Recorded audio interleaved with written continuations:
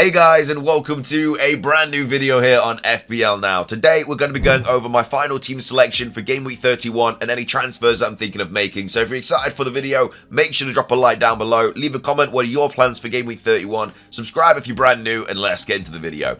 So starting things off, in goal we do have Petrovic. I'm not really 100% sure which goalkeeper I want to go with this week. I've got Petrovic and Onana. They're playing each other. They're both not great defensively this season. I've kind of just got Petrovic in because I'm backing the home advantage, but they just conceded 2 to 10-man Burnley. So maybe it might be a little bit smarter to play Onana. So I'm not completely convinced that I'm going to be going with Petrovic. Onana could easily be my #1 goalkeeper this week, but they're both not great options. It's also not ideal because a lot of people are going to have like Raya this week. People are going to have like Dubravka and stuff. So I feel like from my situation, I'm very unlikely to keep a clean sheet from my goalkeepers this week. It'd be ideal if it was like a 0-0, but I don't think that's going to happen. But yeah, as of right now, I've got Petrovic in goal, but not really too excited about it. So that's the goalkeepers. There's not really much more to say about that. At the back, we do have Bradley, who's got Sheffield United at home, Udogie, who's got West Ham away, and then Gusto, who's got Man United at home as well. So this is the kind of issue as well with this week. I have no Arsenal defence, and I did take that going into my wild card in Game Week 30. I do think that Arsenal are only probably going to keep one clean sheet like from now until like not necessarily the rest of the season, but the fixtures they've got, like obviously Luton at home, they're probably going to keep a clean sheet. Like that's just very, very likely. But as I say, Brighton away, I think that's unlikely. Aston Villa at home, you know, Wolves away potentially, but then they've got Chelsea at home, Spurs away, and obviously in 34, I'm going to be free hitting them in regardless. So for me, I don't necessarily think it was the best option to keep Gabriel on the on my wild card. But they went and obviously got a clean sheet against City, which was not ideal, and now they're probably going to get one against Luton as well. And again, a lot of people are running double Arsenal defence, so yeah, it's kind of just damage limitation. I do have Bradley, so I really need Bradley to get a clean sheet who's got Sheffield United at home, because not a lot of people own Liverpool defenders. You know, Van Dijk is not necessarily highly owned, and he's very, very expensive, and then Bradley is also not super owned as well. So if Bradley can match an Arsenal defender by getting a clean sheet, then that wouldn't be too bad. But yeah, like I say, a lot of people are going to have double Arsenal defence for that Luton at home fixture. So I'm going to need Bradley and Udogie to both pop off and get a clean sheet. Gusto as my third defender is, I guess, up in the air. I'm recording this before any kind of press conference news or anything like that. I don't know if Gusto is going to play. If he is not going to play, then I'm just going to have to play Van Heck, who's got Brentford away on my bench, because Lascelles is injured and I don't have any other defenders. So I'd like to play Gusto. And again, double Chelsea defence, I don't like that at all against United, but it could be a cagey game, both of them not wanting to lose, so it could just finish 0-0. That would be ideal, but yeah, I think I'm just going to play Gusto this week. If we don't get any information about him, then I'll just play him, and then if, you know, he doesn't make the squad, then Van Heck will just come off the bench regardless, because obviously nobody else will. So that's the back line. Again, not ideal at all. I think that's where the kind of majority of my red arrow is going to come from this week, is from that back line, but I've been relatively unlucky on my wild card that I did play last week. Gusto being injured, Lascelles being injured, and Watkins going off injured is not ideal, because, you know, it's 3 players in one game week where they're just all gone. Especially because I was building towards like double game week 37. You know, Gusto and Lascelles were quite big parts of that, especially for Gusto in like 35 and 36, because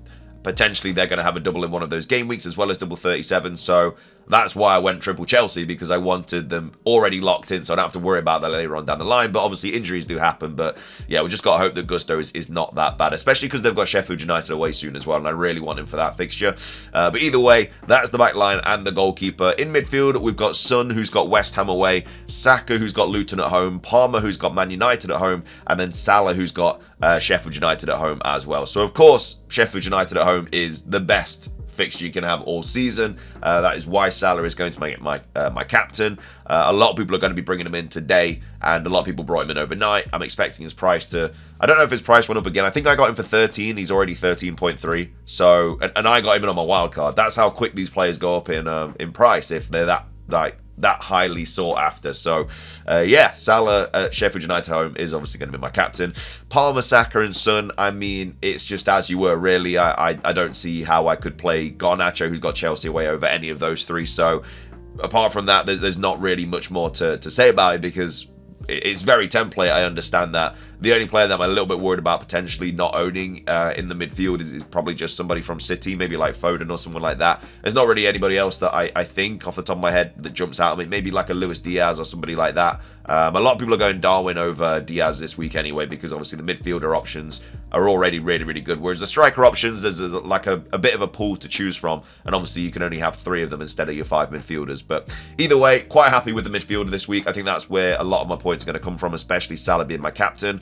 And then up top, I have already made my transfer this week, which was Watkins out, Solanke in. And I'll go over why I made that decision very, very soon. But obviously my other strikers are Isak, who's got Everton at home, Haaland, who's got Villa at home, and then, of course, Solanke, who's got Crystal Palace at home. So, yeah, Isak, I'm hoping, can carry on that form that he had in the West Ham game. Those 2 goals and assists, I know that it's not going to happen every single week, but if he can nab something, then that would be very, very nice. And then, obviously, Haaland, I feel like he's only got like 4 goals since December or something. He's definitely been a little bit out of form. Doesn't seem to be showing up in the big games, but Villa at home, hopefully can get something in that fixture. And then, yeah, I went Solanke over Darwin because I feel like, for me, it's going to be worth it more in the long run. So obviously Darwin's got an incredible fixture this weekend. Sheffield United at home. I say this weekend, this week, because they're midweek games.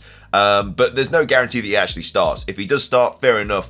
But I feel like his minutes are just not up there. You know, I feel like Diaz's minutes are much better than Darwin's. And if I was going to go as a second Liverpool attacker, I would have gone Diaz. But obviously I don't have the funds for that. I could have obviously gone down from Watkins to Muniz, and then obviously upgraded Garnacho to a Diaz, but that would have cost a -4, whereas I can just go from Watkins to Solanke for free, and then Solanke's obviously got Crystal Palace at home this week, and then the next week he's got Luton away. Plus he's on penalties. I've obviously already got him for game week 34, but either way, I'd be free hitting him in regardless. And then Man United at home, I don't think that's a terrible fixture. And then obviously Brighton at home in 35. I feel like the longevity of having Solanke is much higher than having Darwin. And again, the minutes just put me off a little bit. Like if I bring Darwin in from Watkins and he just misses that Sheffield United game, I'm not going to be happy about it. And then they've got United away, which again in the past has been really good for Liverpool, but you don't know. They just lost in the cup, so you just don't know how it's going to go. So I feel like playing it smart and like the long run a little bit more, because I can always just free hit Darwin in 34 regardless if I wanted him. But as of right now, for my actual team, I think Solanke just makes a little bit more sense. But anyway, that's kind of what the team is looking like on paper for Game Week 31. Now, taking a look at transfers, I do now have 1.4 mil in the bank because of that Watkins to Solanke move. I'm absolutely fine not owning Watkins now. Obviously, it was a bad move from me. I should have just not had Watkins on wildcard, and then I maybe could have brought in a different defender this week. Obviously, I'm not going to know that Watkins is going to have a hamstring injury. That Wolves at home fixture I just felt was just too good to pass up on. Obviously, only got 1 point. It is just whatever it is, you know, and I've brought Solanke back in, who was on in my team before my Game Week 30 wildcard. It's just sometimes how it goes, but I feel a lot more comfortable having Solanke now, especially because he's on penalties as well. You know, I don't think I've ever owned this many penalty takers in one season. You know, I've got Solanke, Haaland, Isak, Son, Palmer, Salah, and Saka. So I have 7 penalty takers, really, that are all going to be playing this week. So I'm very happy about that, because penalties, it's just an extra boost, you know, it's an extra something you could get. You know, Isak got 2 penalties at the weekend. You know, without that, he was just literally nowhere near getting anything. Obviously, he got an assist as well, but, you know, without those penalties, he would have got, what, 5 points? Whereas because of those 2 penalties, he got 15. And that's just the difference it sometimes makes. So I'm very happy owning 7 penalty takers. And I didn't even realize that until just now that I've got 7 penalty takers. But either way, yeah, moving on to my transfers. Like I say, there's a couple of extra moves that I could make this week if I really wanted to, but it would be for a -4. And I just don't think it's really worth it. You know, the defense isn't ideal, but if I did bring in an Arsenal defender, it would just be for this week. And as well as that, they would have to get a clean sheet for me for it to be worthwhile. If I bring in Gabriel, let's say for a hit for a Lascelles or someone like that, then I'd already be down to -4. And then if Gabriel gets nothing, I'd be on a -2, which, you know, is just not really worth it. I expect them to keep a clean sheet, but you never know. You know, Luton has scored against quite a few big teams this season, and there's no reason why they can't do it against Arsenal. So I think I'm just going to leave it like that, really. And then next week, going into Game Week 32, is when I'll start thinking about bringing in a defender or someone like Lascelles. Obviously has to be the first player to go, and I'm absolutely fine getting rid of him. He's just out for the rest of the season, so he has to be my transfer, not even looking at the rest of my team. So he's got to go. So the other options really that I can bring in for Lascelles are either Livramento, who might be a little bit more nailed now because obviously of the situation, but again, he's also a risk. So If I was going to bring in a Newcastle defender, it would have to be Dan Burn. Now, I don't have to worry about this, though, until game week 37, because they don't double in 34. They do have some really, really nice fixtures from 34 onwards, but I might just not have a Newcastle defender until 35 in that Sheffield United at home fixture, because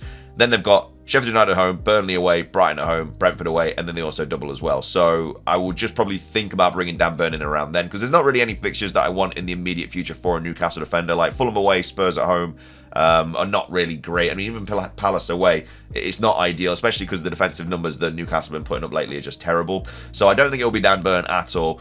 I think the player that I'm probably going to be bringing in is Gvardiol for City, who is, again, a little bit of a bench risk, but with the injuries to Ake and Walker, I feel like it's a lot more likely that Gvardiol is going to play. Plus, after this Villa game, I really want them for these fixtures. Like Palace away, I've just said, is not ideal for Newcastle, but City are obviously a different team. They've got Luton at home, Brighton away, Forest away, Wolves at home, Fulham away, West Ham at home, and then also double as well in 37. So if he's just going to be playing all of those fixtures, and I feel like he's an absolute steal for 4.8, and it also gives me 0.5 million in the bank as well to mess around with. So if Bradley loses his spot, or if Gusto's injured, then I can always get rid of one of those players as well. I think I'll have to get rid of Bradley regardless. I think when Trent comes back, he will just lose his spot. Even though he's playing really good football at the moment, I will just have to get rid of Bradley regardless. And as well as that, Gusto, I'm hoping, is back, but if he's not, then I'll have to think about somebody else. Like, I can always bring in, like, Branthwaite or someone for Bradley down the line. Like, there's nothing wrong with that. They're the same price, so it's not like I'm losing any money there.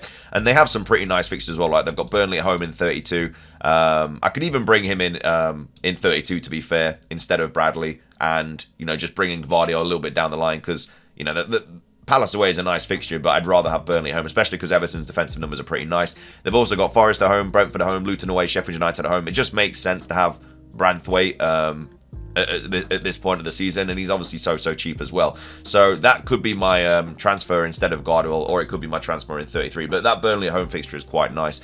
And then, yeah, Gusto, I just have to hope is back. But I have to start concentrating on bringing in players that are going to be playing in 37. I need to think about which triple Spurs and triple Chelsea I'm going to have for 35 or 36 when they double. Again, I've already got triple Chelsea, but if Gusto's out, then I'll have to have a look at somebody else. And then out of Spurs, I don't really know who else I would probably bring in. Like, maybe I downgrade Saka into a Maddison or a Kulusevski or a Richarlison or a Brennan Johnson or someone like that. But then I'll also want to bring Foden in for Saka, because obviously Foden's going to be doubling in 37. So yeah, I think this week I've already made my transfer. This is what my team's going to look like, and then next week is when we'll start properly thinking about what defender to bring in. But yeah, I think it'll either be Branthwaite or Gvardiol. But either way, thank you so much for watching the video. If you did enjoy it, please do drop a like down below. Leave a comment. What are your plans for Game Week 31? Subscribe if you're brand new. Ring the notification bell. That's everything from me. Have a great rest of your day. And until next time, peace.